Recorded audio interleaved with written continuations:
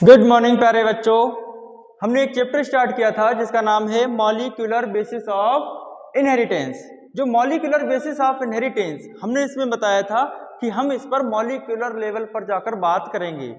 हमने DNA RNA काफी दिन से सुन रखे हैं, जीन ये सब सुन रखे थे, ठीक है ना। हम मॉलिक्यूलर लेवल पर जाकर बात कर रहे थे और हमने बात की यहाँ पर क्या होते हैं nucleic acids, DNA, RNA, nucleotides and nucleosides. फिर हमने आपको बताया जो डीएनए और आरएनए होते हैं ये कुछ नहीं पॉलीन्यूक्लियोटाइड चेन्स होते हैं। न्यूक्लियोटाइड के बारे में हमने बात की, ये बने होते हैं नाइट्रोजनस बेस जो कि दो तरह के हुआ करते थे, बोलो प्यूरिन एंड प्रिमिडीन। फिर हमने बताई आपको शुगर होती है इसमें pentose sugar, specially pentose sugar भी हमारे पास दो तरह की थी। कौन कौन सी? एक तो राइबोज जो कि आरएनए में थी और दूसरी डीऑक्सी राइबोज जो कि हमारी डीएनए में पाई जा रही थी, बोलो ठीक है ना। नेक्स्ट था हमारे पास फॉस्फेट, ठीक है ना।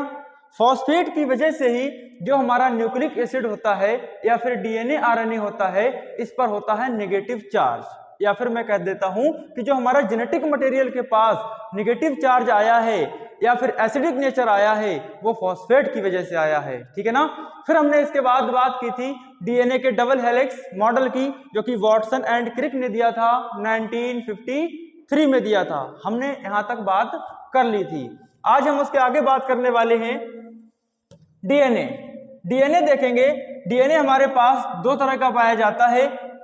ये डीएनए हो सकता है सिंगल स्टैंडर्ड, ये डीएनए हो सकता है डबल स्टैंडर्ड। सिंपल सी बात है, सिंगल स्टैंडर्ड डीएनए होगा इस तरह का आपको दिखाई देगा, डबल स्टैंडर्ड डीएनए आपको इस तरह का दिखाई दे सकता है, सर्कुलर होगा तो इस तरह का दिखाई दे सकता है। तो चलो हम बात कर लेते हैं कि सिंगल स्टैंडर्ड डीएनए किसमें पाया जाता है। तो ध्यान रखना सिंगल स्टैंडर्ड डीएनए बहुत ज्यादा ऑर्गेनिज्म में देखने को नहीं मिलता है, ये पाया जाता है only some viruses.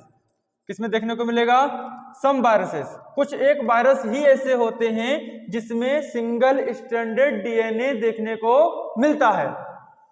Sir example की बात करेंगे तो 5V174 जो कि एक टाइप का हमारा क्या था बैक्टीरियोफेज, क्या था बच्चे? बैक्टीरियोफेज, ठीक है ना। कोई दिक्कत वाली बात नहीं होनी चाहिए। सर डबल स्टैंडर्ड डीएनए किसमें देखने को मिलेगा? जो डबल स्टैंडर्ड डीएनए होता है प्यारे बच्चों ये हो सकता है दो तरह का। डबल स्टैंडर्ड डीएनए हो सकता है आपको लीनियर दिखाई दे जाए, हो सकता है आपको ये सर्कुलर दिखाई दे जाए। कैसा हो सकता है? सर्कुलर हो सकता है, ठीक है ना। सर क्या मतलब है? देखो बच्चे इधर डबल स्टैंडर्ड लीनियर आपको कैसे दिखाई देगा? मतलब इस तरह का डबल स्टैंडर्ड है और कैसा है बच्चे? लीनियर है। सर ये किसमें पाया जाएगा? जो डबल स्टैंडर्ड लीनियर डीएनए होता है ये हमें देखने को मिलेगा यूकैरियोट का न्यूक्लियर डीएनए। किसका बेटा? Eukaryotic nuclear DNA. तो ये हो गया हमारे पास यूकैरियोटिक न्यूक्लियर डीएनए। सर आप ये कहना चाहते हो कि जितने भी यूकैरियोटिक सेल्स हैं, जितने भी यूकैरियोटिक ऑर्गेनिज्म हैं उनके न्यूक्लियस के अंदर लीनियर टाइप का डीएनए मिलेगा और डबल स्टैंडर्ड मिलेगा? हाँ बच्चे बिल्कुल, डबल स्टैंडर्ड और लीनियर टाइप का देखने को मिलेगा। सर डबल स्टैंडर्ड होना चाहिए, सर्कुलर होना चाहिए, ये हमें कहां देखने को मिलेगा? तो मेरे प्यारे बच्चों double standard and circular DNA हमें देखने को मिलता है मेनली प्रोकैरियोट्स में। किसमें प्यारे बच्चों? प्रोकैरियोट्स में। अब आप बताओ क्या प्रोकैरियोट के पास न्यूक्लियस होता है? नहीं। हम यही पढ़ते हैं कि जो हमारे प्रोकैरियोट्स होते हैं इनके पास वेल डिफाइंड न्यूक्लियस नहीं होता। तो प्रोकैरियोट का न्यूक्लियस ये जो डीएनए है हमारा कहां पड़ा होगा बेटा? साइटोप्लाज्म के अंदर पड़ा होगा। हो गया? नहीं। सर्कुलर डीएनए क्या यूकैरियोट में भी पाया जाता होगा? हाँ सर बिल्कुल, हमने पढ़ रखा है हमारी सेल के अंदर भी दो सेल ऑर्गेनल्स पाए जाते हैं जिनका नाम है माइटोकॉन्ड्रिया एंड क्लोरोप्लास्ट। क्या है प्यारे बच्चों? Mitochondria and chloroplast. तो ध्यान रखना यूकैरियोट में अगर क्वेश्चंस आपसे ऐसे पूछा जाता है कि यूकैरियोट में कौन से टाइप का डीएनए पाया जाता है, सर्कुलर या फिर लीनियर, तब आप कह सकते हो दोनों, क्योंकि बेटा ये जो क्लोरोप्लास्ट माइटोकॉन्ड्रिया है ओनली एंड ओनली किस सेल में देखने को मिलेंगे? हमें यूकैरियोटिक सेल में देखने को मिलेंगे, ठीक है ना। और ये तो होता ही सही है। तो क्वेश्चन की लैंग्वेज जैसे भी फ्रेम हो आप लोग संभाल लेना, बोलो ठीक है ना। अगर कोई क्वेश्चन ऐसे आपसे पूछ लिया जाए कि circular double stranded DNA found in prokaryote eukaryote both none of these above, तब आप क्या कह दोगे? बोथ। देखो बच्चे, सर्कुलर डीएनए जो होता है प्रोकैरियोट्स के अंदर वो होता है मेन, मैंने बोला मेनली यही पाया जाता है, ठीक है ना। लेकिन जो माइटोकॉन्ड्रिया और क्लोरोप्लास्ट हैं इनमें भी हमारा डीएनए कैसा है? डबल स्ट्रैंडेड और सर्कुलर, बोलो ठीक है ना। यहां तक आई होप कोई दिक्कत नहीं होगी। चलिए नेक्स्ट पेज पे चलते हैं। इसके बाद हम पढ़ेंगे डीएनए की पैकेजिंग। लेकिन डीएनए की पैकेजिंग पढ़ने से पहले हमें थोड़ी सी प्रोटीन की नॉलेज होनी चाहिए, क्योंकि हम यहाँ पर बात करेंगे अमाइनो एसिड्स की, है ना, चार्जेस की, बेसिक, एसिडिक, इस तरह की बातें आएंगी। तो उससे पहले हमें जो डीएनए की पैकेजिंग पढ़ने से पहले थोड़ी सी जानकारी प्रोटीन की होनी चाहिए, ठीक है ना। तो प्रोटीन्स क्या होती हैं सर? प्रोटीन्स कुछ नहीं होती हैं, ये होती है मेरे प्यारे बच्चों long chains of amino acid. क्या है प्यारे बच्चों? Long chains of amino acid. तो ये अमाइनो एसिड की लॉन्ग चेन होती है, अमाइनो एसिड की लॉन्ग चेन्स होती हैं। जैसे मैं यहां पर रिप्रेजेंट कर दूं, ये अमाइनो एसिड 1, ये अमाइनो एसिड 2 और इधर ये अमाइनो एसिड 3, ठीक है ना। इसी तरह से लॉन्ग चेन जो है किसकी? अमाइनो एसिड्स की क्या कहलाती है? प्रोटीन कहलाती है। और आप सबको पता है, ये नीट में क्वेश्चंस आया हुआ है कि अमाइनो एसिड्स के बीच जो बॉन्ड होता है, बताओ प्यारे बच्चों वो कौन सा होता है? Peptide bond. कौन सा होता है? पेप्टाइड बॉन्ड, ठीक है ना। पेप्टाइड बॉन्ड आपको पता होना चाहिए कार्बन और नाइट्रोजन के बीच बनता है, ठीक है सर। हम समझ गए प्रोटीन्स होती हैं long chain of amino acid. ये अमाइनो एसिड क्या है? अमाइनो एसिड की अगर मैं बेसिक स्ट्रक्चर की बात करूंगा तो बेटा जैसा कि नाम है इनका, ठीक वैसी ही स्ट्रक्चर्स होती है। एक तो अमाइनो ग्रुप होगा बेटा, क्या होगा? एक अमाइनो ग्रुप, और यहाँ पर एक होगा एसिडिक ग्रुप, ठीक है ना। यहाँ पर मैं हाइड्रोजन लगा देता हूं और यहाँ पर मैं R लगा देता हूं, R जो कि है हमारा वेरिएबल ग्रुप। इस R की लेंथ, R पर जुड़ने वाले ग्रुप ये डिसाइड करेंगे कि जो अमाइनो एसिड है वो किस नेचर की होने वाली है, एसिडिक होने वाली है, बेसिक होने वाली है, या फिर चार्जेस इक्वल हो गए तो न्यूट्रल होने वाली है, बोलो ठीक है ना। जैसे जैसे इसका नाम बदलेगा अमाइनो एसिड का नाम बदल जाएगा। अमाइनो एसिड हम हर उस चीज को नहीं कह सकते जिसमें एक अमाइनो ग्रुप लगा हो, जिसमें एक एसिडिक ग्रुप लगा हो, हम ऐसे नहीं बोल सकते।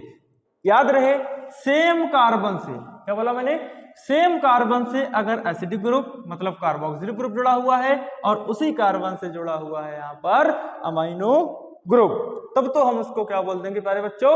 अमाइनो एसिड, ठीक है ना। यहां तक क्लियर? बहुत बढ़िया। आगे देखेंगे, हम देखने वाले हैं अमाइनो एसिड। तो अमाइनो एसिड के बारे में थोड़ी सी डिटेल देख लेते हैं, क्या होती है अमाइनो एसिड, ठीक है ना।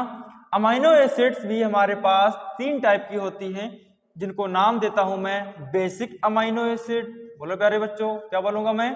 Basic amino acid. और दूसरी होती है acidic amino acid, acidic amino acid. और तीसरी हमारे पास यहां आ गई न्यूट्रल अमाइनो एसिड, बोलो ठीक है ना, न्यूट्रल अमाइनो एसिड, ठीक है ना। अब बात ये आती है कौन सी यहाँ पर एसिडिक है, कौन सी बेसिक है। हम यहाँ पर सारे नाम देखने वाले नहीं हैं, हम सिर्फ यहाँ पर इतने नाम देखेंगे जिससे हमारे क्वेश्चंस ठीक हो जाएं, ठीक है ना। देखो, तो जो बेसिक अमाइनो एसिड्स हैं वो हमारे पास 3 तरह की होती हैं। बेसिक अमाइनो एसिड कितने टाइप के हैं? 3 तरह की हैं। सर कौन कौन सी? यहाँ पर फर्स्ट जो प्रोटीन है, सॉरी अमाइनो एसिड है वो है हिस्टोन, फिर है आर्जिनिन, आर्जिनिन, देन है हमारे पास लाइसिन। कौन है बेटा? हिस्टिडीन, आर्जिनिन और क्या हो गई? लाइसिन, बोलो ठीक है ना। जो एसिडिक टाइप की हैं वो हमारे पास हैं ग्लूटामिक एसिड, दो है मेरे प्यारे बच्चों, ग्लूटामिक एसिड और दूसरी है एस्पार्टिक एसिड। क्या नाम है? Aspartic acid. तो इनको याद करने की कोई बहुत ज्यादा लोड लेने की जरूरत नहीं है।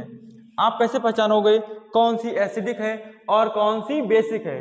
तो देखो कितना आसान तरीका है, जिनके नाम के पीछे ही एसिड लगा हुआ है, एसिडिक अमाइनो एसिड। सिंपल सी बात है। एसिडिक अमाइनो एसिड का सिंपली मीन ये है कि जो अमाइनो एसिड की बेटा स्ट्रक्चर दिख रही है, यहाँ पर कार्बोक्सिलिक ग्रुप ज्यादा होंगे, नंबर ऑफ कार्बोक्सिलिक ग्रुप ज्यादा होंगे, इसलिए इसका नेचर कैसा होगा?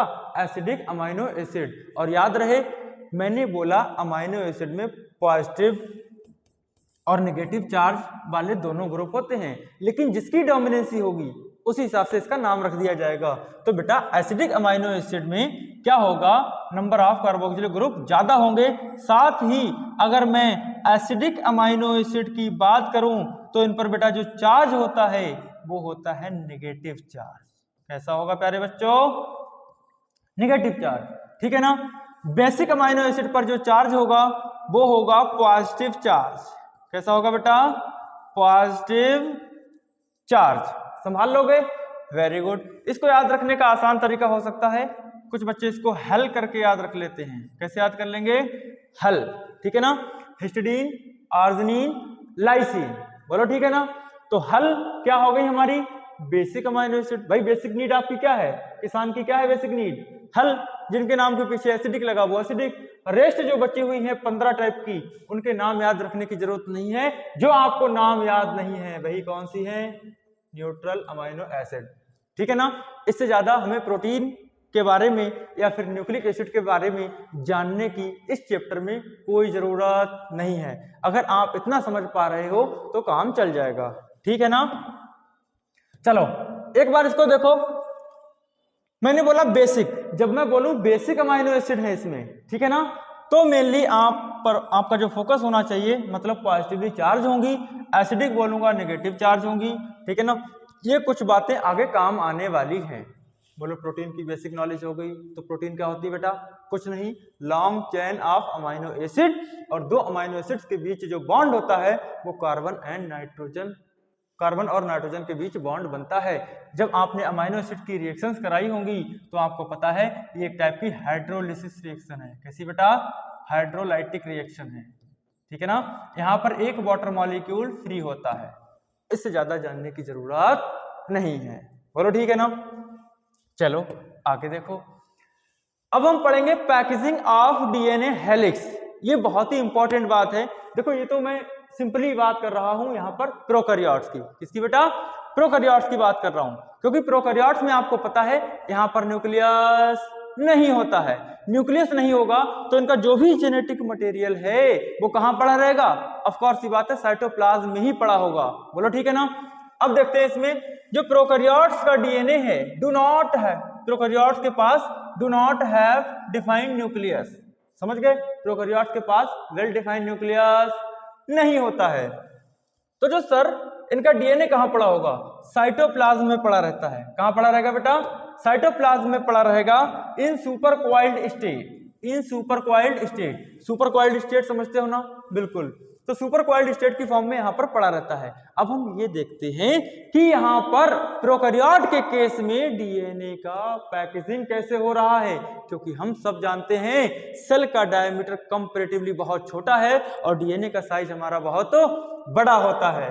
और इधर ये मैंने बना दी कोई प्रोकैरियोटिक सेल, ये ई कोलाई की सेल मान लो, येलो वाली ई कोलाई की सेल है, ठीक है ना। यहाँ पर पॉलीअमाइंस हैं, पॉलीअमाइंस जो कि एक टाइप की क्या है मेरे बच्चों? Basic amino acid. याद आया? अभी मैंने अमाइनो एसिड्स बताई थी, तो बेसिक अमाइनो एसिड्स की जो लॉन्ग चेन है मैं उसको बोल सकता हूं यहाँ पर पॉलीअमाइंस है। क्या है बेटा? पॉलीअमाइंस। और अभी याद करो बेसिक अमाइनो एसिड पर कैसा चार्ज बताया था मैंने?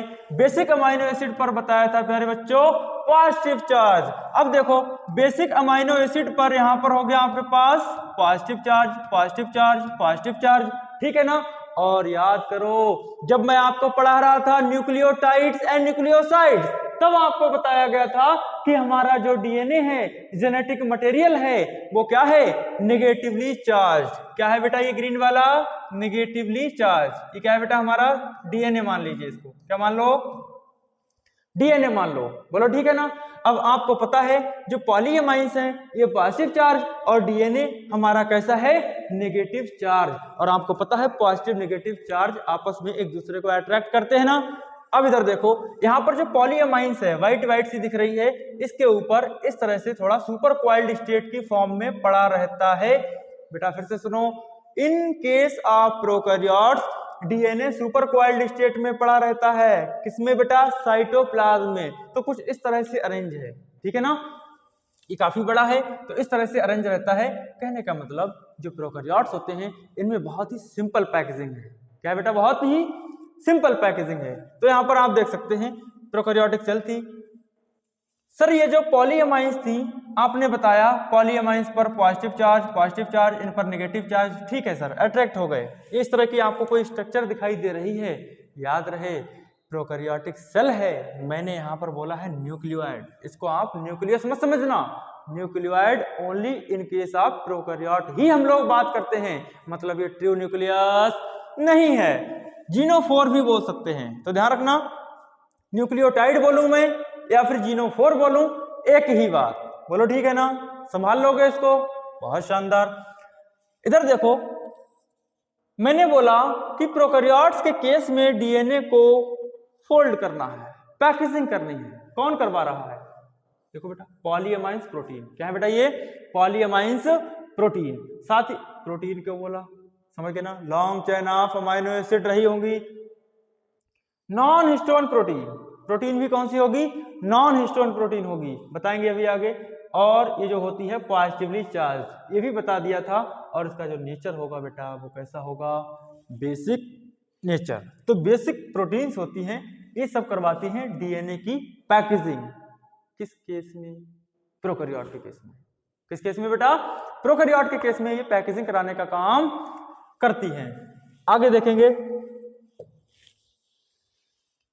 अब हम देखेंगे पैकेजिंग इन यूकैरियोट, ठीक है ना। अब आप सब जानते हो कि जो हमारी सेल का डायामीटर है वो इतना छोटा होता है। जो सेल का डायमीटर है वो कितना छोटा है बेटा, 10⁻⁻⁶ मीटर, इतना छोटा। और डीएनए की लेंथ आप सबने पढ़ रखी है, कितनी होती है बेटा, 2.24 मीटर। 2.24 मीटर लेंथ होती है डीएनए की। इतना लंबा डीएनए इतनी छोटी सेल्स में कैसे अरेंज हो पाएगा। हम यहाँ पर वही देखने वाले हैं कि यूकैरियोट के केस में इतना बड़ा डीएनए इतनी छोटी सेल के अंदर कैसे पैक करेंगे हम लोग। आइए देखते हैं। अभी मैंने क्या बोला, जो प्रोकैरियोट के केस में बात की, ध्यान रखना वहां पर पैकेजिंग के लिए जो प्रोटीन से जिम्मेदार थी वो कौन थी बेटा, नॉन हिस्टोन। लेकिन यूकैरियोट में कौन सी है, हिस्टोन प्रोटीन। कौन सी बेटा, हिस्टोन प्रोटीन। तो ये डीएनए की हमारे पास लेंथ भी बहुत इंपॉर्टेंट हो जाती है। बोलो ठीक है ना। याद करो, मैंने आपको बताया था कि जो बेसिक प्रोटीन्स होती हैं, बेसिक प्रोटीन्स कौन कौन सी थी बेटा, हल, हिस्टिडीन, आर्जिनिन, लाइसिन। लेकिन बेटा यहाँ पर जो प्रोटीन्स का यूज किया गया है, जो हिस्टोन प्रोटीन्स का यूज किया गया है, वो ज्यादातर, शब्दों पर ध्यान देना, यहाँ लिखा rich in basic amino acid that is lysine and arginine. हमने यहाँ पर तीनों की बात नहीं की। ध्यान रखना, जो एनसीईआरटी ने फोकस किया है हमें 2 अमाइनो एसिड पर, हम भी इन्हीं 2 अमाइनो एसिड को चूज करेंगे, ठीक है ना बेटा। अगर कॉम्बिनेशन में कोई और प्रोटीन्स आ जाए और साथ में लाइसिन और आर्जिनिन अमाइनो एसिड्स भी हैं, हम इस ऑप्शन के साथ जाएंगे बेटा, हम इस ऑप्शन के साथ जाएंगे, लाइसिन एंड आर्जिनिन। तो सबसे पहली बात तो यह है कि हमने आपको बताया यूकैरियोटिक जो सेल्स हैं इनमें पैकेजिंग करने के लिए जो प्रोटीन लग रही है वो हिस्टोन प्रोटीन लग रही है। कौन सी बेटा, हिस्टोन प्रोटीन लग रही है। हिस्टोन प्रोटीन को किसने बनाया, तो mainly 2 amino acid that is lysine and arginine. कौन कौन सी बेटा, लाइसिन एंड आर्जिनिन। बोलो ठीक है ना। ये होती है हमारे पास पॉजिटिवली चार्ज। ये कोई नई बात नहीं है, हमने पीछे भी देखा कि बेटा अगर बेसिक नेचर की अमाइनो एसिड्स हैं तो चार्ज इन पर पॉजिटिव ही होने वाला है। बोलो ठीक है ना। सर इनका काम बता दो, कुछ भी नहीं है, जो हमारे हिस्टोन प्रोटीन्स है इनका फंक्शन डीएनए एंड डीएनए की क्या है बेटा, पैकेजिंग करना है। अब जो हिस्टोन प्रोटीन्स पाई जा रही है हमारे यूकैरियोट के डीएनए को पैक करने के लिए, पैकेजिंग करने के लिए, वो 5 टाइप की है बेटा, H1, H2A, H2B, H3, H4। बोलो संभाल लोगे, ध्यान रखना। जो H2A, H2B, H3, H4 ये सारी की सारी हैं पेयर में। कैसे पाई जाती है बेटा, पेयर में पाई जाती हैं। और H1 जो बेटा H1 है ये होती है सिंगल। क्या होती है बच्चों, सिंगल, ठीक है ना, संभाल लोगे। तो H1 यहाँ पर पेयर में है, सॉरी H1 सिंगल है, बाकी H2A, H2B, H3, H4 ये सारी की सारी क्या है, पेयर में है। संभाल लोगे, बहुत शानदार। अब देखो बेटा हम मेन बात करने वाले हैं कि हमारा इतना बड़ा डीएनए और इतनी छोटी सेल में कैसे सरवाइव करेगा या फिर कैसे पैक करेंगे, ठीक है ना बेटा। आप भी समझ गए होंगे, आपने भी कई सारी छोटी चीजों में कोई बड़ी चीज को लपेट के कैसे पैक किया होगा, है ना। आओ देखते हैं इनको। एनसीईआरटी में इस तरह का एक डायग्राम बना हुआ है, ठीक है ना। ये जो डीएनए आपको दिखाने की कोशिश की है ये हिस्टोन प्रोटीन के ऊपर रैप है। किसके ऊपर, हिस्टोन प्रोटीन के साथ रैप है। ये हिस्टोन प्रोटीन आपको दिखाई दे रही होगी, ये इसमें डीएनए रैप दिखाने की कोशिश की गई है। अभी हम इसको बड़ा करके देखेंगे। हमने इस एक पोर्शन को बोला है न्यूक्लियोसोम। क्या बोला है प्यारे बच्चों, न्यूक्लियोसोम। तो ये हो गया हमारे पास न्यूक्लियोसोम। एनसीईआरटी कहती है कि न्यूक्लियोसोम को जब आप देखोगे तो कुछ इस तरह का दिखाई देगा जैसे beads on string. Sir beads on string का क्या मतलब है, जैसे एक स्ट्रिंग होती है उस पर मोती नहीं होते हैं, तो मोतियों की माला की तरह आपको दिखाई देगा। ये जो डीएनए की पैकेजिंग है बेटा, एक मोती को हमने बोला है न्यूक्लियोसोम। क्या बोला है प्यारे बच्चों, न्यूक्लियोसोम। तो ये कैसा दिखेगा हमें, seen as beads on string. बोलो ठीक है ना, संभाल लोगे इतना, बहुत शानदार। आगे बढ़ेंगे। ये डायग्राम बना हुआ है, ये डायग्राम सर किसका है, ये डायग्राम मेरे प्यारे बच्चों इस एक न्यूक्लियोसोम का बनाया है। किसका बनाया बेटा, एक न्यूक्लियोसोम का बनाया है, ठीक है ना। तो ये प्रोटीन देखेंगे H2A, H2B वाला। इसमें बेटा जो प्रोटीन्स पाई जाती है होती है H2A, H2A। सर 2 बार क्यों लिखा, अभी बताया बेटा। H2A, H2B ये होती है पेयर में, तो H2A, H2B, H2B, H3, H3 ये भी पेयर में है, एंड H4, H4 ये भी सारी क्या होती है, पेयर में होती है। बोलो ठीक है ना। ये हमारा एक न्यूक्लियोसोम है। क्या है प्यारे बच्चों, एक न्यूक्लियोसोम है। और आपको पता है ये जो व्हाइट लॉन्ग दिखाई दे रही है ये जोड़ने का काम करती है, यही है बेटा H1 प्रोटीन। क्या है, H1 हिस्टोन प्रोटीन, और अच्छे से बोल सकते हैं H1 हिस्टोन प्रोटीन।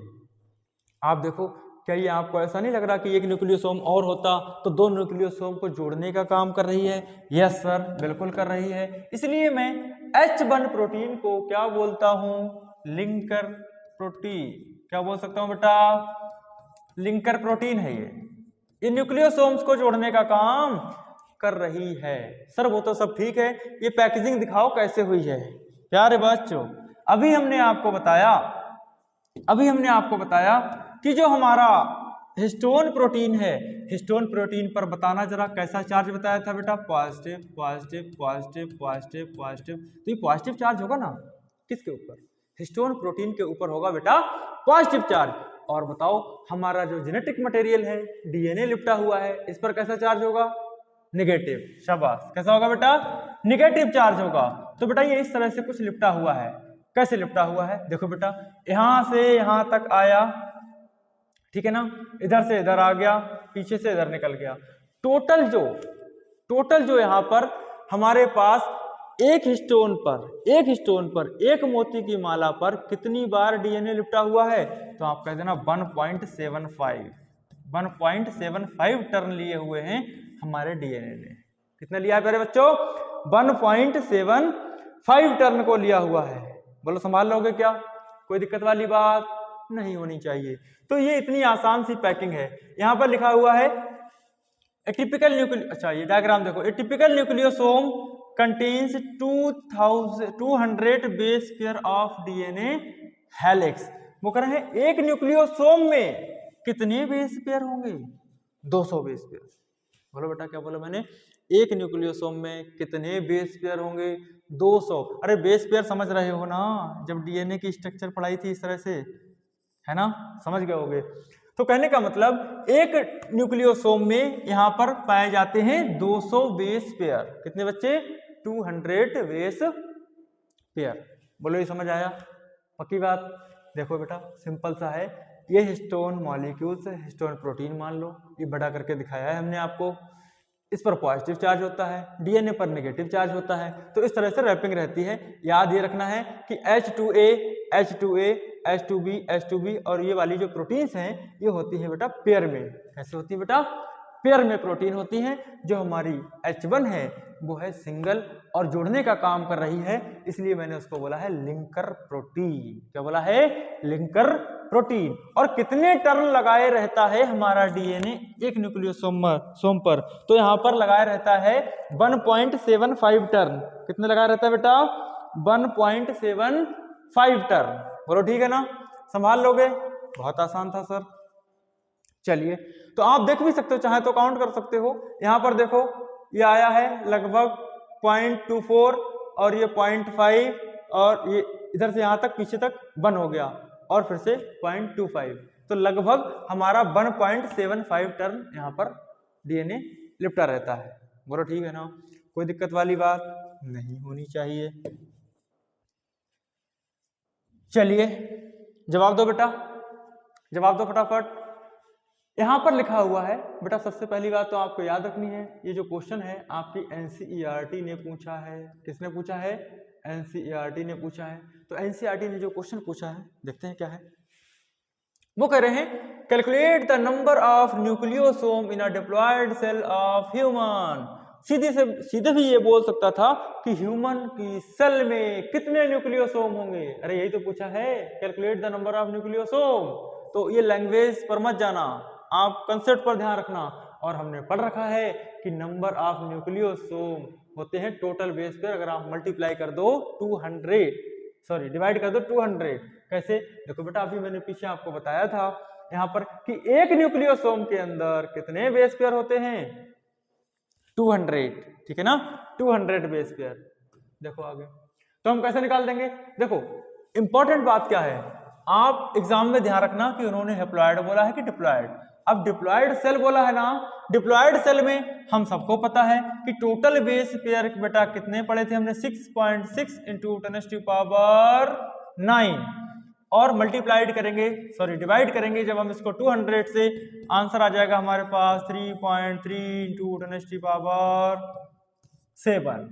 तो बेटा हमारी नॉर्मल सेल के अंदर बेटा ये सारे यूकैरियोट के लिए नहीं है, ध्यान रखना।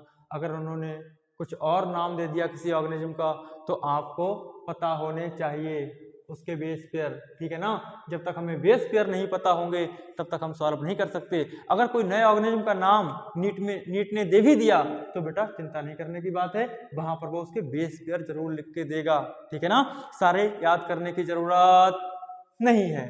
तो ये आंसर आ गया हमारे पास। आसान क्वेश्चन है ना? ये एनसीईआरटी ने पूछा हुआ है बेटा, संभाल लेना। चलो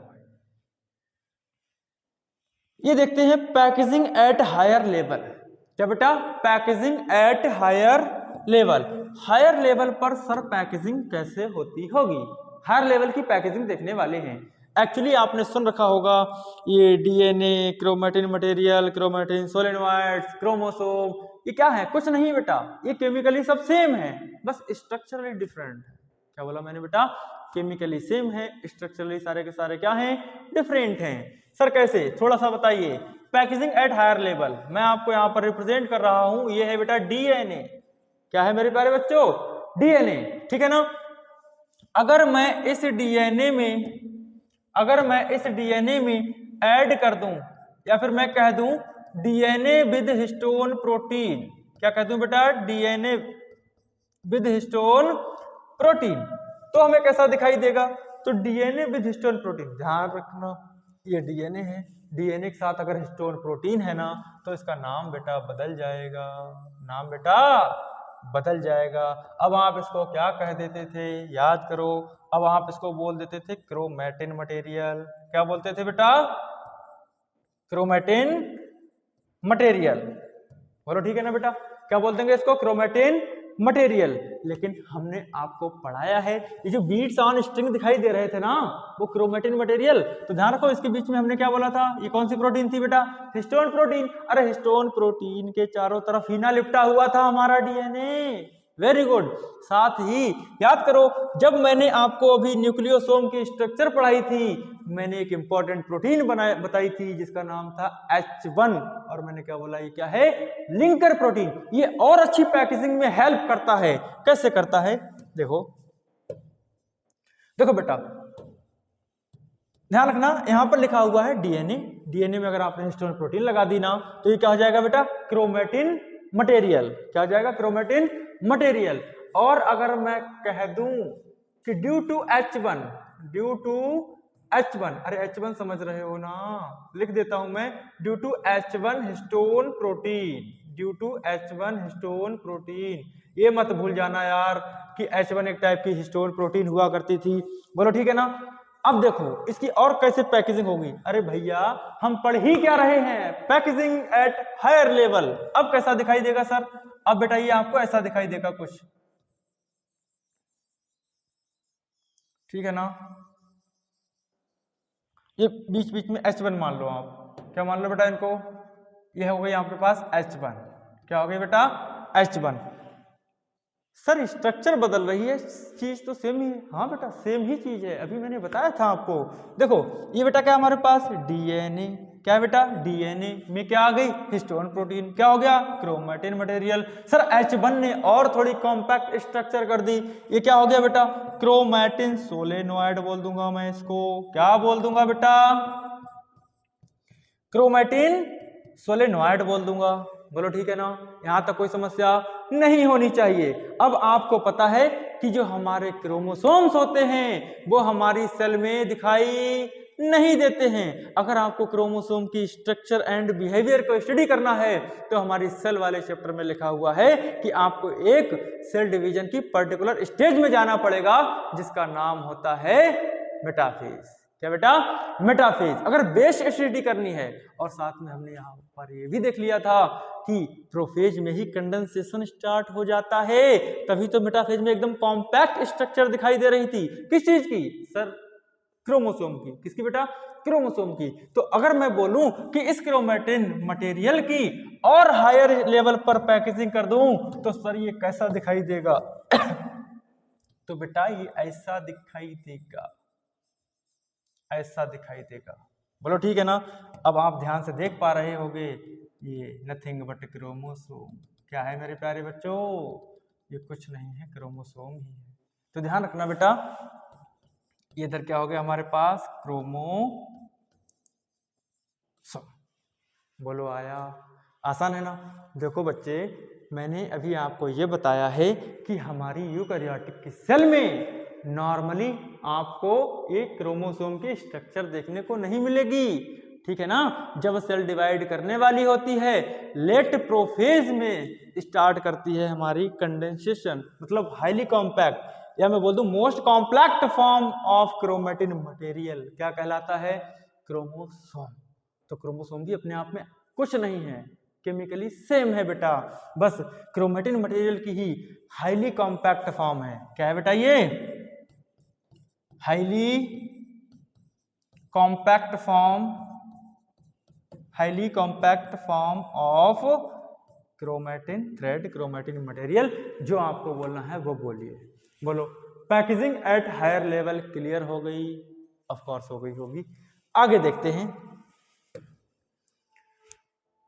अब सर आपने बताया कि जो नॉन हिस्टोन क्रोमोसोमल प्रोटीन थी उसके फंक्शन क्या है? तो बेटा function of non histone chromosomal protein, non histone chromosomal protein, लो पूरा ही गायब हो गया, पूरा लिख देते हैं बेटा। Function of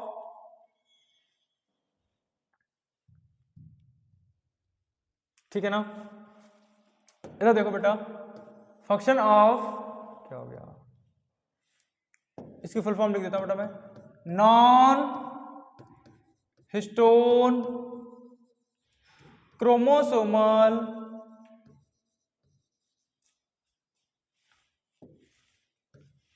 non histone chromosomal protein. ये जो नॉन हिस्टोन क्रोमोसोमल प्रोटीन है, इसके क्या फंक्शंस हैं ये देखने वाले हैं। यहां पर लिखा हुआ है structure formation of chromosome. Of course सी बात है, अभी मैंने देखा कि जो डीएनए की पैकेजिंग हुई थी, क्रोमेटिन मटेरियल बने थे, या फिर हमारा जो क्रोमोसोम बना था, इसी की वजह से बना था बेटा। तो स्ट्रक्चर फॉर्मेशन ऑफ क्रोमोसोम, तो स्ट्रक्चर, क्रोमोसोम की स्ट्रक्चर बनाने में कौन हेल्प करती है? Non histone chromosomal protein. Sir ये एंजाइम की तरह भी काम करती है? यस बेटा, डीएनए पॉलीमरेज, आरएनए पॉलीमरेज। याद रहे, जब डीएनए से डीएनए बनाते थे तब भी हमें एंजाइम्स की रिक्वायरमेंट पड़ती थी। कौन सा था बेटा वो? DNA dependent DNA polymerase. ऐसे ही डीएनए से आरएनए बनाते थे, ठीक है ना, तो डीएनए डिपेंडेंट आरएनए पॉलीमरेज की रिक्वायरमेंट पड़ती थी। वो कुछ नहीं बेटा, ये नॉन हिस्टोन क्रोमोसोमल प्रोटीन ही एक्ट एज अ एंजाइम। बोलो ठीक है ना। आगे देखो, regulatory non histone chromosomal protein, example है helps in gene regulation. Gene regulation की हम बात करेंगे इस चैप्टर के लगभग लास्ट में, ठीक है ना। तो regulatory non histone chromosomal protein, regulatory का मतलब यह है किसी दूसरे जीन के फंक्शन को रेगुलेट करना, उस जीन को एक्टिवेट करना है, सप्रेस करना है, जो भी करना है, हम उसकी बातें बाद में करेंगे। फिलहाल ये नॉन हिस्टोन क्रोमोसोमल प्रोटीन्स के 3 फंक्शन बहुत ही ज्यादा इंपॉर्टेंट हैं, जो कि आपको याद होने चाहिए। बोलो ठीक है ना, संभाल लोगे, बहुत शानदार। आगे देखेंगे एक इंपॉर्टेंट टॉपिक जिसका नाम है यूक्रोमेटिन एंड हेट्रोक्रोमेटिन। बेटा क्या? Euchromatin and heterochromatin. इधर देखेंगे, जो यूक्रोमेटिन एंड हेट्रोक्रोमेटिन है, क्या होता है? कुछ नहीं, अभी मैंने क्या बताया था, highly compact form of chromatin material DNA कहला रहा था ना। अब देखो कॉम्पैक्शन का मतलब देखो, यहां पर लेस कॉम्पैक्शन है, ये यूक्रोमेटिन, ज्यादा कॉम्पैक्शन है, ये क्या हो गया बेटा? हेट्रोक्रोमेटिन। सर इनके फंक्शंस भी होते होंगे कुछ? हाँ बेटा, क्यों नहीं होते। इधर देखो, यूक्रोमेटिन, आप खुद सोचो, कोई चीज नॉर्मली इस तरह से लपेटी गई है, वहां पर धागा ज्यादा लगेगा, या बहुत ज्यादा रैप किया हुआ है तो वहां पर ज्यादा लगेगा। तो बेटा इस तरह से समझ सकते हो। यहां पर आप देख सकते हो यूक्रोमेटिन किसको बोला? कुछ नहीं, कंपैरेटिवली यहां पर प्रोटीन भी कम होगी और लूजली पैक्ड दिखाई दे भी रहा होगा बेटा, दूर दूर से स्ट्रक्चर दिखाई दे रही है, लूजली पैक्ड है, और इसमें आप जानते हो प्रोटीन कम तो डीएनए भी कम। जब बेटा हम इनको स्टैन करके देखेंगे, जब हम बेटा इनको स्टैन करके देखेंगे तो ये लाइटली स्टैन होते हैं। कैसे प्यारे बच्चों? लाइटली स्टैन होंगे। और मेरे प्यारे बच्चों, ये होते हैं ट्रांसक्रिप्शनली एक्टिव। ट्रांसक्रिप्शनली एक्टिव का क्या मतलब है? अरे भैया, ट्रांसक्रिप्शन का मतलब आपको पता है ना, बताया होगा। डीएनए से आरएनए बनने की जो प्रोसेस है वो क्या कहलाती है? ट्रांसक्रिप्शन। क्या कहलाएगी बेटा? ट्रांसक्रिप्शन। और साथ ही आपको यह भी बताया गया था कि जब ट्रांसक्रिप्शन करोगे तो हमें एक एंजाइम की रिक्वायरमेंट पड़ेगी, डीएनए डिपेंडेंट आरएनए पॉलीमरेज। बोलो ठीक है ना। तो डीएनए डिपेंडेंट आरएनए पॉलीमरेज को यहाँ पर बाइंड करने की जगह मिल जाती है। जब आरएनए यहाँ पर जब एंजाइम को बाइंड करने की जगह मिल जाएगी तो बेटा यहाँ पर ट्रांसक्रिप्शन हो पाएगा। आप देखो इतना ज्यादा कॉम्पैक्ट है, यहाँ पर हमारे जो डीएनए है या फिर आरएनए पॉलीमरेज है बेटा, बाइंड करने का मौका ही नहीं मिलेगा, मौका नहीं मिलेगा। तो ये ट्रांसक्रिप्शनली एक्टिव या इनएक्टिव, तो ध्यान रखना बेटा, हेट्रोक्रोमेटिन ट्रांसक्रिप्शनली होता है इनएक्टिव। कैसा होगा प्यारे बच्चों? इनएक्टिव होगा, ठीक है ना। इधर देखो बेटा, आप देख भी सकते हो, ज्यादा कॉम्पैक्शन, ज्यादा प्रोटीन, ज्यादा डीएनए, टाइटली लूजली पैक्ड, और ये क्या बेटा? टाइटली पैक्ड है। जो चीज ज्यादा टाइटली पैक्ड होगी उसको आप स्टैन करके देखोगे बेटा, कैसी दिखाई देगी? डार्क। कैसी दिखाई देगी? डार्क दिखाई देगी। बोलो संभाल लोगे, कोई दिक्कत वाली बात नहीं होनी चाहिए। यहां पर लिखा हुआ है डीएनए या फिर क्रोमेटिन को अगर आप स्टैन करना चाहते हैं तो आपको यूज करनी होगी बेसिक डाई। क्या यूज करनी होगी बेटा? Basic dye. ध्यान रखना बेटा कि जो हमारा डीएनए है एसिडिक नेचर का है। हमने बात कर ली यहाँ पर कि अगर आप डीएनए को स्टैन करना चाहते हो तो आपको यूज करनी पड़ेगी बेसिक डाई। यहाँ पर ये बात ध्यान रखना फिर से कि जो हमारा डीएनए था वो था एसिडिक नेचर का, और हमको जो इसको स्टैन करके अगर हम इसको देखना चाहते हैं तो बेसिक डाई की जरूरत पड़ेगी, और उस बेसिक डाई का हमारे पास नाम दिया गया है एसिटोकार्माइन। याद रह जाएगा। चलिए नेक्स्ट टॉपिक है हमारे पास सर्च फॉर जेनेटिक मटेरियल। देखो कई टाइम पे अलग अलग साइंटिस्ट कोशिश करते रहे हैं कि जेनेटिक मटेरियल क्या है, तो यहाँ पर उन चीजों की सर्चिंग के लिए बहुत सारे एक्सपेरिमेंट किए गए टाइम टू टाइम। हम सबकी बात करेंगे। पहला एक्सपेरिमेंट है हमारे पास ट्रांसफॉर्मिंग प्रिंसिपल। ट्रांसफॉर्मिंग प्रिंसिपल देने वाले साइंटिस्ट थे ग्रिफ्थ साहब। कौन थे प्यारे बच्चों? ग्रिफ्थ साहब थे, ठीक है ना। इन्होंने क्या किया, इन्होंने एक बैक्टीरिया पर काम किया जिस बैक्टीरिया का नाम है स्ट्रेप्टोकोकस निमोनी। क्या नाम है? Streptococcus pneumoniae. जैसा कि हमको नाम से पता चल रहा है ये बैक्टीरिया क्या करता होगा, इन्फेक्शन करके निमोनिया करता होगा बैक्टीरिया हमारे एनिमल्स के अंदर, ठीक है ना। इन्होंने बैक्टीरिया के दो स्ट्रेन चूज किए, एस थर्ड और आर सेकेंड। एस मीन्स यहाँ पर है स्मूथ, और स्मूथ का मतलब इनके ऊपर एक एक्स्ट्रा लेयर है जिसका नाम है म्यूकस कोट या फिर पॉलीसैकेराइड्स। सर ये क्या करेगी? जो म्यूकस कोट या फिर पॉलीसैकेराइड की लेयर है ये क्या करती है, ये बैक्टीरिया को बचाती है। किससे करेगी? जो भी ये माइस की बॉडी के अंदर इंजेक्ट करने वाले हैं उस माइस का जो इम्यून सिस्टम है वो इसको खत्म नहीं कर पाएगा, मतलब माइस का इम्यून सिस्टम इस पर काम नहीं कर पाएगा और ये बैक्टीरिया बच जाएगा। और जब बैक्टीरिया बच जाएगा मल्टीप्लाई करेगा, अपने नंबर बढ़ाएगा और बेटा ये कर देगा इन्फेक्शन। क्या कर देगा? इन्फेक्शन। Mice will die. इसीलिए इसको बोला है वायरुलेंट। क्या बोला बच्चों? वायरुलेंट। दूसरा स्ट्रेन जो लिया इन्होंने वो है आर थर्ड। आर थर्ड का मतलब यहाँ पर रफ और नॉन वायरुलेंट। क्या है? Non virulent. नॉन वायरुलेंट का मतलब है ये इन्फेक्शन कॉज नहीं कर पाएगा। यहाँ पर जो हमारा माइस है उसका इम्यून सिस्टम इसके लिए रजिस्ट है, या मैं कह दूं ये बैक्टीरिया माइस की बॉडी के अंदर सरवाइव नहीं कर पाएगा, और जब सरवाइव नहीं कर पाएगा तो ये मर जाएगा, अपने नंबर बढ़ा नहीं पाएगा, तो बैक्टीरिया इसको इन्फेक्शन भी नहीं कर पाएगा माइस को, ठीक है ना। आओ एक एक करके देखते हैं। फिलहाल जब तक यहाँ पर वायरुलेंट का मतलब ध्यान रखना जो इन्फेक्शन कर पाएगा, नॉन वायरुलेंट का मतलब जो इन्फेक्शन नहीं कर पाएगा। तो पहला पॉइंट यहाँ पर ध्यान रखना है, ग्रिफ्थ साहब ने दिया। किस पर काम किया ये भी पूछा गया है बच्चों, स्ट्रेप्टोकोकस निमोनी पर, ठीक है ना। ये देखो इन्होंने क्या किया, इन्होंने पहली स्टेप में क्या किया, live S third. Live S third का मतलब लिविंग एस थर्ड बैक्टीरिया लिया। एस थर्ड समझ पा रहे हो, स्मूथ वाला। इन्होंने माइस के अंदर इंजेक्ट कर दिया। माइस के अंदर क्या कर दिया बेटा? इंजेक्ट कर दिया। तो देखा माइस की यहाँ पर डेथ हो गई, माइस मर गया। क्यों मर गया? अभी मैंने बताया कि जो एस थर्ड नाम का बैक्टीरिया है ये क्या करेगा, हमारे माइस के अंदर जाएगा और अपने नंबर बढ़ाएगा। कहने का मतलब माइस का इम्यून सिस्टम इसको रजिस्ट नहीं कर पाता क्योंकि इसके पास एक्स्ट्रा म्यूकस की लेयर है, ठीक है ना। तो माइस डेड हो जाएगा क्योंकि माइस को हो चुकी है यहाँ पर निमोनिया। क्या हो गई है माइस को? निमोनिया। माइस की डेथ हो जाती है। वहीं पर लाइव आर थर्ड लिया। लाइव आर थर्ड लिया, लाइव आर थर्ड को इंजेक्ट किया माइस के अंदर। यहां पर देखा माइस जिंदा है। माइस जिंदा क्यों है? मतलब माइस के इम्यून सिस्टम ने आर सेकेंड को मार दिया होगा, या फिर मैं कह दूं माइस का जो इम्यून सिस्टम है आर सेकेंड के लिए क्या है बच्चे? रजिस्ट है, ठीक है ना, रेजिस्टेंट है। अब देखो तीसरी स्टेप में इन्होंने क्या किया, हीट किल्ड एस थर्ड। जो एस थर्ड था ना उसको इन्होंने बॉयल कर दिया। अब बॉयल करने के बाद आप सब जानते हो कि जो बैक्टीरिया होगा वो मर जाएगा। हर बैक्टीरिया थर्मोस्टेबल नहीं होता, तो ये भी नहीं है। तो एस थर्ड को हीट किल्ड कर दिया, ये मर गया।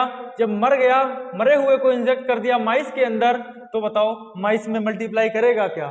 निमोनिया हो पाएगी क्या? बिल्कुल नहीं होगी। माइस यहाँ पर क्या है बच्चों? अलाइव है। तीसरी step most important, heat killed S third. Heat killed S third का मतलब death dead S third plus live R third, living R third लिया और साथ में इन्होंने डेड आर एज थर्ड लिया, माइस के अंदर इंजेक्ट किया, माइस यहां पर देखने को मिला, माइस क्या हो गया बेटा, डेड हो गया। ये कैसे हो गया? देखो बच्चों, जब हमने हीट किल्ड एज थर्ड लिया तब तो माइस जिंदा था, हीट किल्ड एज थर्ड के साथ आर थर्ड लिया तब माइस कैसे मर गया? आर थर्ड से भी तो जिंदा था ना। तो यहां पर इन्होंने ये बताया ग्रिफ्थ साहब ने, any how R strain bacteria transform into S strain. इसकी ऑब्जर्वेशन थी ग्रिफ्थ साहब की। बोले आर स्ट्रेन, बोले हमें नहीं पता। साइंटिस्ट लोगों ने पूछा भी भाई ये कैसे हो गया, तो इन्होंने बोला हमें नहीं पता। Anyhow R strand transform into S strand, कैसे भी करके जो रफ टाइप का बैक्टीरिया था वो स्मूथ में कन्वर्ट हो गया। कैसे हो गया? कहने का मतलब इनके ये था कि कुछ ना कुछ ऐसी चीज ट्रांसफॉर्म हुई है किसके अंदर? आर थर्ड के अंदर, और वो कन्वर्ट हो गया है एस थर्ड में, मतलब एस स्ट्रैंड में, स्मूथ वाले में कन्वर्ट हो गया है, जिसकी वजह से माइस डेड हो गया। तो यहाँ पर इनको बहुत ज्यादा सपोर्ट नहीं मिला, और ना ही ये बता पाए कि जो रियल जेनेटिक मटेरियल है वो क्या है, या फिर जो ट्रांसफर हुई है, जो भी मटेरियल ट्रांसफर हुआ है वो क्या है, ये हमारे ग्रिफ्थ साहब बता नहीं पाए। आगे देखेंगे। नेक्स्ट हमारे पास एक्सपेरिमेंट है जिसका नाम है biochemical characterisation of transforming principle. अब बायोकेमिकल ऑफ ट्रांसफॉर्मिंग प्रिंसिपल के बारे में पूछा जाए, मैंने क्या बोला, अगर ऐसा पूछे ट्रांसफॉर्मिंग प्रिंसिपल किसने दिया तो ग्रिफ्थ साहब बोल देंगे, लेकिन अगर आपसे ये पूछे biochemical characterisation of transforming principle किसने दिया, तो यहाँ पर तीन साइंटिस्ट के नाम आते हैं, Avery, MacLeod and McCarty. Avery, MacLeod and McCarty, ठीक है ना, एवरी, मैकलियार्ड एंड मैककार्टी, ये साइंटिस्ट के नाम यहाँ पर बहुत इंपॉर्टेंट है, ध्यान रख लेना, ठीक है ना। इन्होंने क्या किया? Prove that transformation was due to DNA. इन्होंने ये प्रूव किया कि जो ट्रांसफॉर्मेशन हुआ था ग्रिफ्थ साहब के एक्सपेरिमेंट में वो ड्यू टू हुआ था डीएनए। इन्होंने प्रूव करने की कोशिश की। कैसे की? देखो बच्चे, इन्होंने क्या किया, इसमें एस थर्ड लिया, तीनों जार में क्या लिया बेटा? एस थर्ड को लिया, और इसमें आप जानते हो जब एस थर्ड लिया है, बैक्टीरिया को लिया है, उसके पास डीएनए है, आरएनए है, प्रोटीन है, सेम डीएनए, आरएनए और प्रोटीन। लेकिन उन्होंने क्या किया, फर्स्ट जार के अंदर डाला है आरएनएज, आरएनए नहीं, आरएनएज। अब आरएनएज का काम आपको पता है क्या करता है? आरएनए क्या करता है बच्चों? It digest the RNA. Sir आप ये कहना चाह रहे हो कि जब इस जार के अंदर आरएनएज एंजाइम को डाला जाएगा तो बोलो बच्चों आरएनए यहां पर खत्म। भाई आरएनए डाइजेस्टिंग एंजाइम डाल दिया हमने तो आरएनए खत्म, अभी क्या बचा है? डीएनए और प्रोटीन बची है। तो इन्होंने देखा फिर भी आर सेकंड वाला, मतलब रफ सेकंड वाला स्मूथ में कन्वर्ट हो गया, मतलब यहां पर ट्रांसफॉर्मेशन देखने को मिला है। फिर से देखो इन्होंने क्या किया, सिंपल सी बात है, एस थर्ड को लिया, इसमें डीएनए है, आरएनए है, प्रोटीन है। पहले केस में इन्होंने आरएनए को डाइजेस्ट करने वाला एंजाइम ऐड किया जिसका नाम है आरएनएज। तो आरएनएज को जब ऐड किया, आरएनए खत्म बेटा, आरएनए खत्म, डीएनए और आरएनए यहां पर इन्होंने देखा फिर भी ट्रांसफॉर्मेशन देखने को मिला। इसका मतलब यह हुआ कि यहां पर आरएनए तो ट्रांसफॉर्मिंग मटेरियल नहीं था। मतलब वो जो कह रहे थे ग्रिफ्थ साहब कि कुछ तो है जो ट्रांसफर हुआ है, लेकिन क्या ट्रांसफर हुआ है वो ये नहीं बता पाए। तो यहाँ पर आरएनए डाल के हमने आरएनए को खत्म किया, यहाँ पर ट्रांसफॉर्मेशन देखने को मिल रहा था। बोलो ठीक है ना। इधर देखेंगे, फिर से एस थर्ड लिया, अब यहाँ पर एंजाइम डाला है हमने प्रोटीएजेस। क्या डाला है बच्चों? प्रोटीएजेस। और प्रोटीएजेस आप जानते हो ये एक टाइप का क्या है बच्चों? Protein digestive enzyme. क्या है बेटा? Protein digestive enzyme. अब देखो बेटा यहां पर आरएनए, डीएनए और प्रोटीएजेस वाला एंजाइम डाला तो यहां से प्रोटीन क्या हो गई बेटा? खत्म हो गई। फिर भी हमें R सेकेंड एस थर्ड में कन्वर्ट होता हुआ दिखाई दिया, मतलब ट्रांसफॉर्मेशन यहाँ पर भी हमें दिखाई दिया। ठीक है ना बच्चे, ट्रांसफॉर्मेशन हमें सेकंड केस में भी दिखाई दिया। नेक्स्ट स्टेप में इन्होंने क्या किया, डीएनएज को डाला। डीएनएज, ध्यान रखना, डीएनएज एक एंजाइम है जो कि डीएनए को डाइजेस्ट करता है, तो मैं इसको बोल दूंगा डीएनएज का क्या काम है बेटा, डीएनए डाइजेस्टिव एंजाइम। क्या है बच्चों, डीएनए डाइजेस्टिव एंजाइम। बोलो संभाल लोगे। अब देखना बच्चे, यहां पर डीएनए डाला, डीएनए एंजाइम को ऐड करेंगे तो बताओ यहां से डीएनए खत्म हो जाएगा नहीं हो जाएगा, बचा क्या, आरएनए और प्रोटीन। बेटा यहां पर हमें आर सेकेंड का ट्रांसफॉर्मेशन देखने को नहीं मिला, यहां पर हुआ है बेटा नो ट्रांसफॉर्मेशन। क्या बेटा, नो ट्रांसफॉर्मेशन। बहुत बढ़िया एक्सपेरिमेंट है, लेकिन फिर भी सारे लोगों ने नहीं माना, कुछ ना कुछ शक रहा, इसीलिए फाइनल प्रूफ अभी आएगा। ठीक है ना, फिलहाल ये बताओ, ये क्लियर हुआ, बहुत आसान है। आरएनए डालो, आरएनए खत्म, प्रोटीएसेस डालो, प्रोटीन खत्म, डीएनए डालो तो डीएनए खत्म।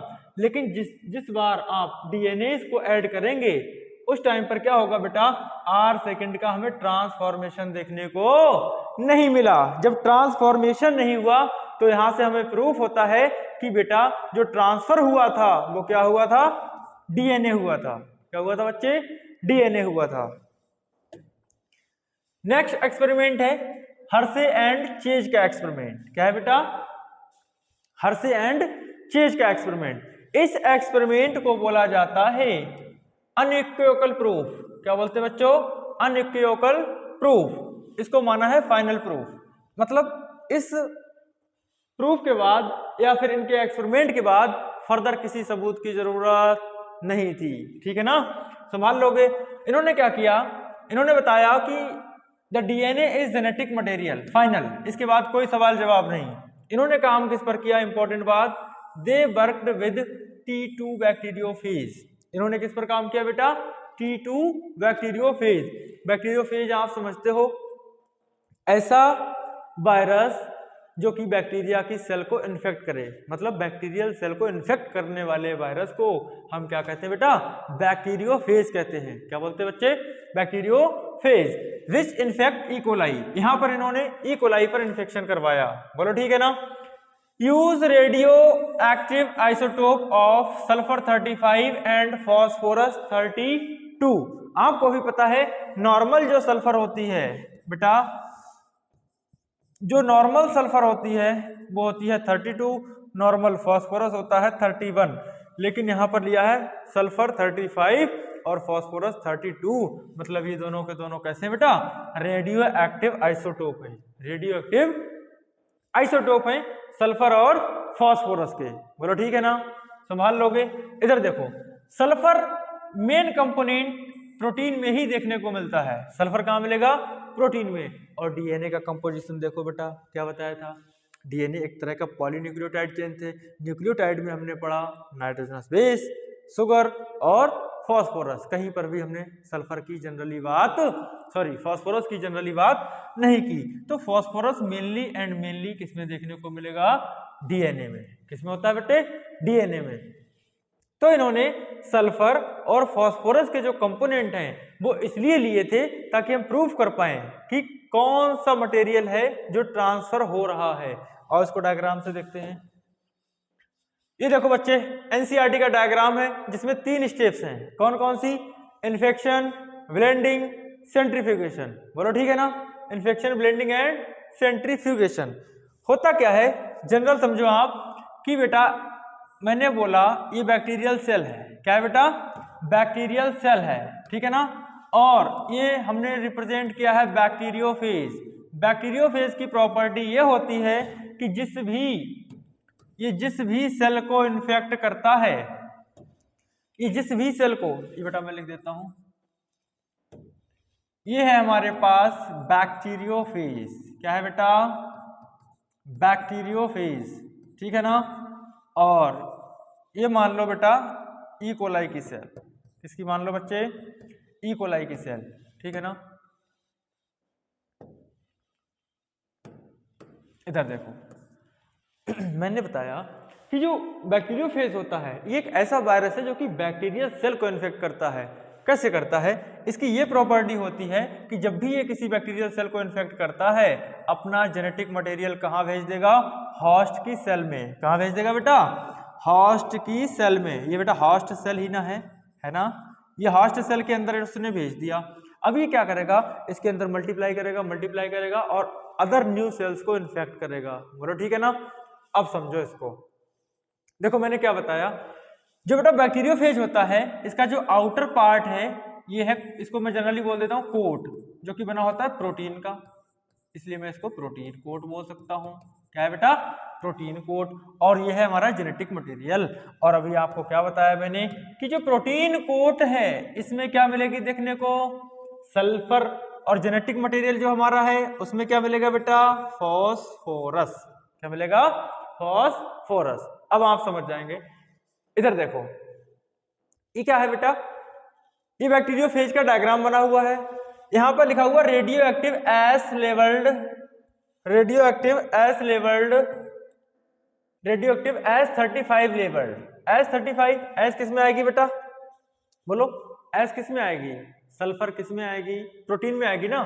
तो सल्फर किस में है? प्रोटीन कोट में है। मतलब जो जेनेटिक मटेरियल है वो कैसा है? अभी नॉर्मल है। जेनेटिक मटेरियल क्या है? नॉर्मल है। अब देखो इन्होंने क्या किया, इसको बैक्टीरिया को इन्फेक्शन करवाया बैक्टीरियोफेज से। अब जब इन्फेक्शन करेगा, इसकी प्रॉपर्टी आप जानते हो, अपना जेनेटिक मटेरियल इस होस्ट की सेल में एंट्री करवा देगा। फिर क्या हो गया? मैंने बोला इसको करवा दी ब्लेंडिंग। क्या करवा दी बेटा? ब्लेंडिंग मतलब होता है मिक्सिंग हो चुकी है यहाँ पर। और लास्ट पॉइंट है बेटा सेंट्रीफ्यूगेशन। हमने सेंट्रीफ्यूगेट करवा दिया और हमें यहाँ पर देखने को मिला कि जो जेनेटिक मटेरियल है अंदर, no radioactive S35 detected in the cells. आप बताओ बेटा इस सेल के अंदर क्या गया है? Only and only genetic material. देखो ना, जेनेटिक मटेरियल गया था, उसने ही अपनी कॉपी बनाई है। अब जेनेटिक मटेरियल तो हमने रेडियो एक्टिव वाला लिया ही नहीं था। रेडियो एक्टिव वाला क्या लिया था? Only protein code. क्या लिया था बेटा? Protein code. तो यहाँ पर तो सिर्फ जेनेटिक मटेरियल मिला हमारी सेल के अंदर। जेनेटिक मटेरियल, ऐसा जेनेटिक मटेरियल जिसमें S35 नहीं थी। भाई S35 होती ही कैसे?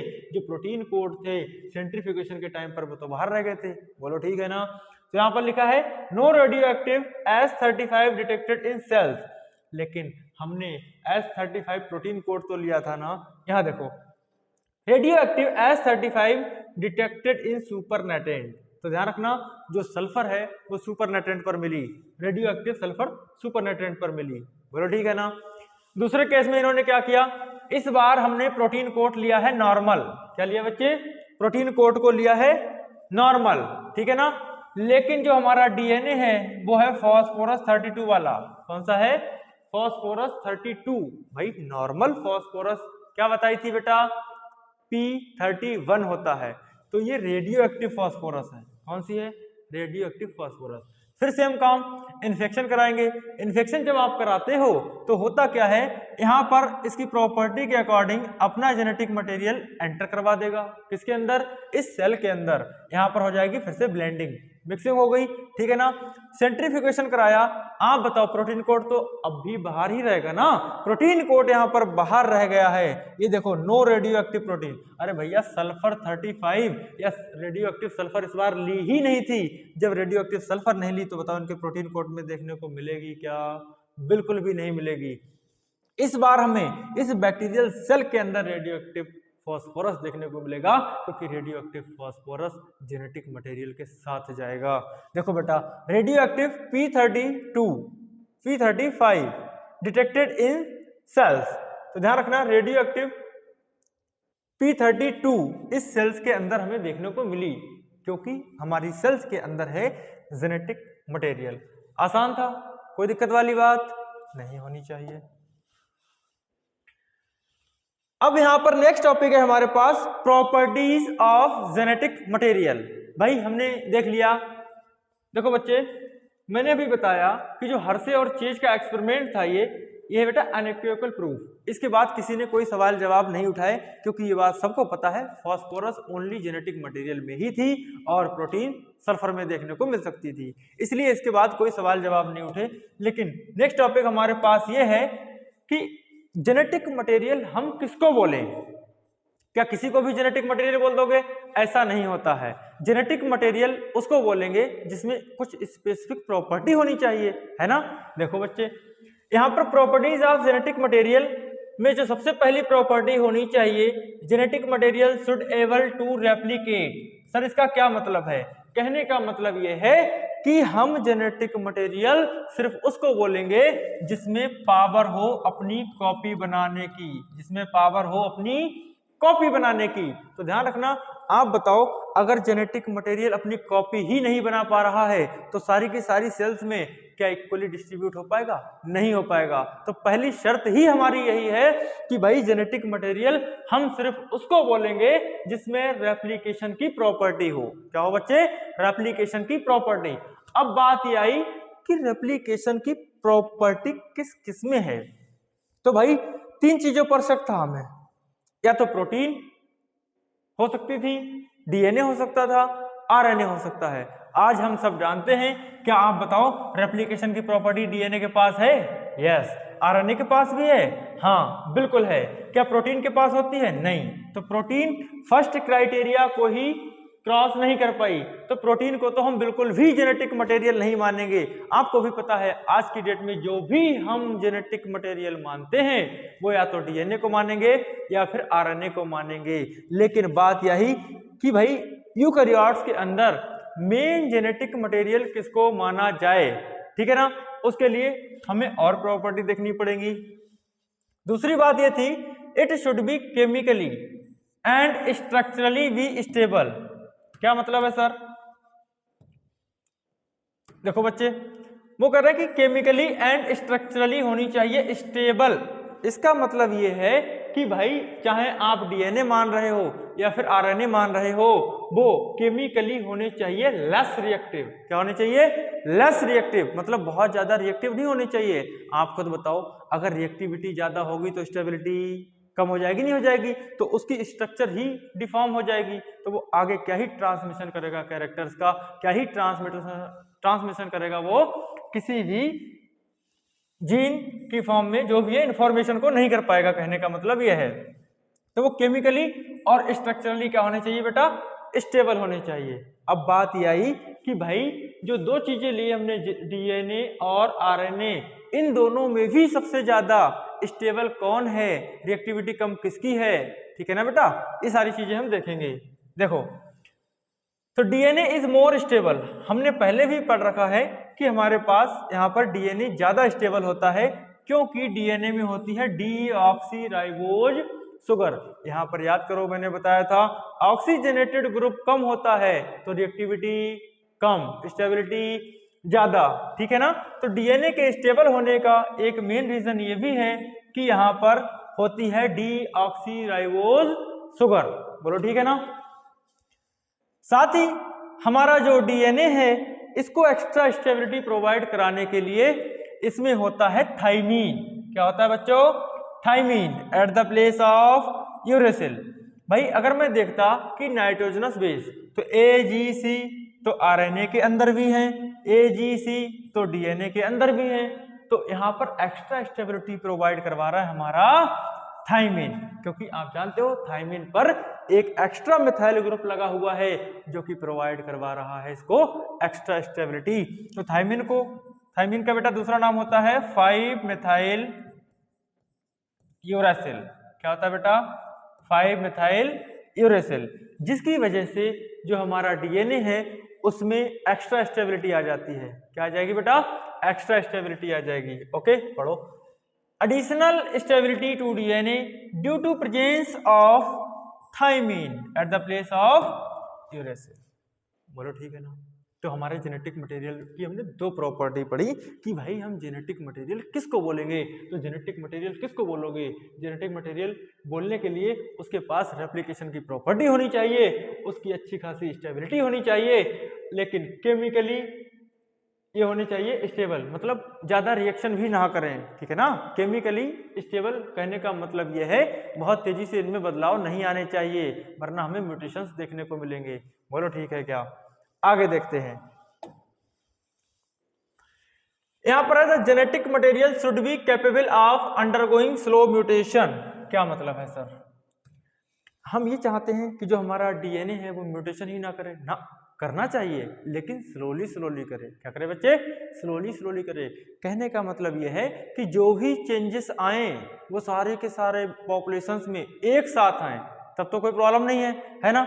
अगर अचानक कोई ऐसे कैरेक्टर्स आ जाएं जो कि पूरी पॉपुलेशन में ही नहीं है, तब तो दिक्कत है ना भाई। वो भी तो बदलाव हुआ है, वो भी तो उसमें भी तो वेरिएशंस आए हैं, लेकिन हमको ऐसे वेरिएशंस नहीं चाहिए। हमको ऐसे वेरिएशंस चाहिए जिसमें बदलाव सब में साथ साथ देखने को मिले, पूरी पॉपुलेशन में एक जैसा वेरिएशंस देखने को मिले, वो हमारा यूजफुल माना जाएगा। बोलो ठीक है ना। तो कहने का मतलब तीसरी प्रॉपर्टी हमारे जेनेटिक मटेरियल के पास होनी चाहिए कि भैया म्यूटेशन तो करे, लेकिन कैसे करे? Slowly slowly. कैसे करेगा? Slowly slowly. अब हमारे पास दो चीजें बचती हैं, एक डीएनए और एक आरएनए। सबको पता है यहाँ पर डीऑक्सीराइबोज शुगर है डीएनए के पास, और साथ ही बेटा क्या है? 5 मिथाइल यूरेसिल मतलब थायमिन, जिसकी वजह से यह है मोर स्टेबल, और जो इसकी स्टेबिलिटी ज्यादा उसमें चेंजेस कम देखने को मिलेंगे, म्यूटेशन भी स्लो हो जाएगा। म्यूटेशन समझते हो ना, सडन वेरिएशंस, लेस वेरिएशन देखने को मिलेंगे और इवोल्यूशन होगा हल्के हल्के। देखो बेटा यहाँ पर दो शब्द हैं, म्यूटेशन और इवोल्यूशन। म्यूटेशन का मतलब ये होता है सडन वेरिएशन देखने को मिल जाए, इवोल्यूशन का मतलब होता है स्लोली स्लोली वेरिएशंस आए, स्लोली स्लोली चेंजेस आए, और म्यूटेशन का मतलब होता है अचानक प्रकट हो जाए। बोलो ठीक है ना, संभाल लोगे। इसमें देखो जो हमारे पास आरएनए है, आरएनए को बोलते हैं less stable. RNA less stable है, इसका कोई रीजन पूछ दे तो आप सिंपल से बता दोगे क्योंकि इसके पास है राइबोज शुगर। दूसरा बता दोगे इसके पास होती है यूरेसिल, जो कि कंपैरेटिवली ज्यादा रिएक्टिविटी रखते हैं। ठीक है ना बच्चे। तो आप बताओ जो स्टेबल कम उसमें चेंजेस ज्यादा आएंगे, उनमें म्यूटेशन बहुत तेजी से होगा, वेरिएशंस भी बहुत तेजी से आएंगे, और इनका हो जाता है फास्ट इवोल्यूशन। इसीलिए आपने देखा होगा ऐसे ऑर्गेनिज्म जिनमें होता है आरएनए जेनेटिक मटेरियल, वो अपना नेचर बहुत जल्दी चेंज कर लेते हैं, वो अपने उनके अंदर वेरिएशंस बहुत तेजी से आते हैं। तो यहाँ कहने का मतलब यहाँ पर हमें देखने को मिलता है फास्ट एवोल्यूशन। क्या देखने को मिलेगा बेटा? फास्ट एवोल्यूशन देखने को मिलता है। बोलो ठीक है, संभाल लोगे। अब देखो यहाँ पर एक एग्जाम्पल लिखा हुआ है नोट में, वायरसेस। भाई जो हमारे वायरसेस होते हैं मेनली इनके पास आरएनए जेनेटिक मटेरियल होता है, इनकी लाइफ साइकिल भी शॉर्ट होती है। यहाँ पर एक इंपॉर्टेंट लाइन लिखी है, mutant and evolve eight faster rate. कहने का मतलब जो ऐसे ऑर्गेनिज्म जिनके पास आरएनए जेनेटिक मटेरियल है वो बहुत तेजी से क्या कर जाते हैं बच्चे? चेंज कर लेते हैं अपने आप को, अपना स्ट्रैंड। एक एग्जांपल अभी आपने करंटली देख रखा है, भाई कोरोना वायरस आया था, कोरोना में भी क्या था बेटा? आरएनए जेनेटिक मटेरियल है ना। लेकिन आपने ये भी सुन रखा होगा कोरोना की लहर 1 लहर 2, तो वो कोरोना लहर 1 तो आ गया गलती से, 2 हमने बनाया नहीं है, उसने अपने आप चेंजेस किया। सर वो चेंजेस कैसे किया? वो किया एनवायरमेंटल कंडीशंस के हिसाब से, क्योंकि उसके पास जो जेनेटिक मटेरियल है वो क्या है बच्चे? आरएनए है। ठीक है ना, इसीलिए इनमें फास्ट इवोल्यूशन हो जाता है। बोलो ठीक है ना। तो कहने का मतलब अब आप बताओ जो फर्स्ट वैक्सीन थी कोरोना के लिए, क्या वो सेकंड वाली लहर वाले वायरस के लिए भी काम कर रही थी? नहीं कर रही थी ना। क्यों नहीं कर रही थी? उसने अपने आप को उसके लिए रजिस्ट कर लिया। कहने का मतलब बहुत फास्टली ये इवॉल्व कर जाते हैं, और इन पर कहने का मतलब ये वैक्सीन के लिए भी रजिस्ट हो सकते हैं। सिंपली मीन यही है। इसीलिए सेम टाइप की वैरायटी के जो वायरस होते हैं इवॉल्व कर करके बहुत सारी वैरायटीज बना लेते हैं। जैसे आपने सुन रखा होगा राइनाइटिस, तो राइनो वायरस से होती है। राइनो कोई एक वायरस नहीं है, ये ग्रुप ऑफ वायरस हैं, इनमें स्लाइटली चेंजेस होते रहते हैं। ठीक है ना बेटा। और ये कर जाते हैं इवॉल्व। क्या कर जाते हैं बेटा? इवॉल्व कर जाते हैं। इतना आ गया। जो हमारे पास लास्ट प्रॉपर्टी है जेनेटिक मटेरियल की, मैं बोलता हूं हमारा जेनेटिक मटेरियल ऐसा होना चाहिए, should be able to express as Mendelian character. याद करो बेटा, आप लोगों ने जेनेटिक्स में पढ़ रखा होगा मेंडेलियन कैरेक्टर। यहाँ पर मेंडेलियन कैरेक्टर कह के क्या दिखाना चाह रहा है? अरे मेंडल को तो जीन की नॉलेज भी नहीं थी, तो मेंडल क्या बोलता था? मेंडल ये बोलता था कि भाई ऐसा कुछ है जो कि बेटा, कहने का मतलब जो डीएनए है वो क्या बनाएगा बेटा? आरएनए बनाना चाहिए। आरएनए से फिर क्या बननी चाहिए? प्रोटीन बननी चाहिए। और ये जो प्रोटीन है बेटा, ये उसने एग्जाम्पल लेकर मैं देख सकता हूं, ये कोई एंजाइम है। क्या है बेटा? एंजाइम है। ये प्रोटीन एक टाइप का क्या है? एंजाइम है। और जो कि क्या कर रहा है? सबस्ट्रेट को प्रोडक्ट में कन्वर्ट करता है। क्या करता है बेटा? सबस्ट्रेट को प्रोडक्ट में करता है कन्वर्ट। कहने का मतलब अगर मान लो ये ग्रोथ हार्मोन होता, क्या होता बेटा? ग्रोथ हार्मोन होता, तो बेटा यहाँ पर हमें हाइट देखने को मिलनी चाहिए थी। मेंडल दादा आपके यही कहते थे कि भाई फिजिकल एक्सप्रेशंस जो हमारे पास कैरेक्टर्स का ट्रांसमिशन हो रहा है वो फैक्टर्स कर रहे हैं, वो जीन कर रहे हैं, ठीक है ना? तो हम इसको बोलते हैं मेंडेलियन कैरेक्टर। क्या बोलेंगे बेटा? Mendelian character. कहने का मतलब अगर जेनेटिक मटेरियल है तो उसके पास इंफॉर्मेशन होनी चाहिए, इंफॉर्मेशन है तो नेक्स्ट जनरेशन में ट्रांसफर भी होनी चाहिए। बोलो ठीक है ना? तो ट्रांसफर भी होनी चाहिए। हमारे पास 2 पॉइंट लिखे हैं डीएनए और आरएनए के बारे में। देखो बच्चे, आपसे पूछा जाए best for storage of genetic material, आप बताओ अच्छे से इंफॉर्मेशन कौन स्टोर करके रख पाएगा? जो ज्यादा स्टेबल होगा, रिएक्टिविटी जिसकी कम होगी। अभी हमने बताया था डीएनए स्टेबल ज्यादा है और रिएक्टिविटी कम है, इसीलिए इसको हम मानते हैं बेस्ट किसके लिए? Storage of genetic information. तो जो बेटा हमारी जेनेटिक इंफॉर्मेशन होती है उसको बहुत अच्छे से स्टोर करके रखने की पावर किसके अंदर है? जेनेटिक्स के, सॉरी डीएनए के अंदर। अगर ऐसा पूछा जाए waiter for the transmission of genetic information, आपको भी पता है जेनेटिक इंफॉर्मेशन को ट्रांसफर कौन अच्छा करता है? वो करेगा हमारा आरएनए। कौन करेगा? आरएनए। देखो ना, एक जनरेशन से दूसरी जनरेशन में कौन ट्रांसफर हो रहा था? डीएनए। लेकिन जो हमारा आरएनए है, प्रोटीन बनाई, ये तो इंफॉर्मेशन लेके आया है ना भाई। यहां देखो, ट्रांसमिशन ऑफ जेनेटिक इंफॉर्मेशन, ये इंफॉर्मेशन लेके आया है कि हमें ग्रोथ हार्मोन बनाना है या क्या बनाना है। बोलो ठीक है ना? तो ये तो आपको पता ही होगा, जब डीएनए से हम आरएनए बनाते हैं ये प्रोसेस कहलाती है ट्रांसक्रिप्शन। क्या कहलाती है बेटा? ट्रांसक्रिप्शन। बोलो ठीक है ना? और आरएनए से प्रोटीन बनती है, ये प्रोसेस होती है ट्रांसलेशन। क्या होती है बेटा? ट्रांसलेशन। बोलो ठीक है ना? हम इतना ही पढ़ेंगे, बाकी नेक्स्ट लेक्चर में बात करेंगे। बोलो ठीक है ना? थैंक यू बच्चों।